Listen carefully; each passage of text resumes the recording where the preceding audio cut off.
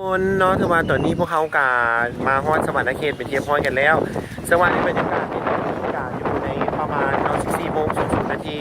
จากบริษัทคมปัญญาเอนเตอร์เทนเมนต์เนาะกานำมาจากทางเกษณาเนาะแล้วก็ยังมีทันเปิ้ลเนาะแล้วก็ยังมีทันป้อแล้วก็นางจิมเนาะซึ่งว่าพวกเขาก็ได้มาเฮ็ดบุญอยู่ที่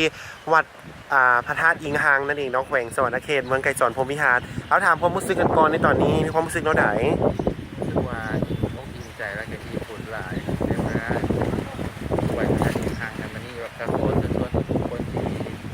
สนใจจะเก็บบุญเนาะในวัดสวรรค์เขตเจ้าพระธาตุอิงหางก็จะมีโอกาสเวลาก็มาแวะเนาะทั้งที่ก็รู้สึกว่าแบบมาเห็นบุญเห็นทานแล้วก็รู้สึกว่าสบายใจแล้วก็รู้สึกว่าแบบอบอุ่นใจแล้วก็มีกำลังใจที่แบบว่า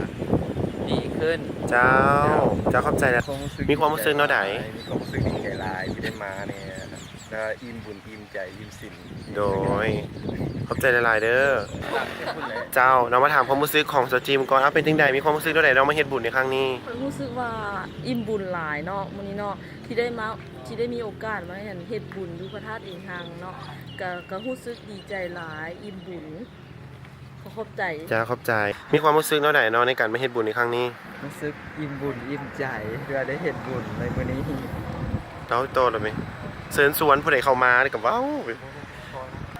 เจ้าแล้วก็ถือว่าพวกเขาก็ได้พากันมาเนาะทีมงานมี5 คนเนาะที่พากันมาเฮ็ดบุญอยู่ที่พระธาตุอิงหางตอนนี้เฮาจะนำพาทุกๆท่านนั้นกลับไปสู่สถานีหรือว่าห้องส่งเขาก่อนในตอนนี้เนาะสบายดี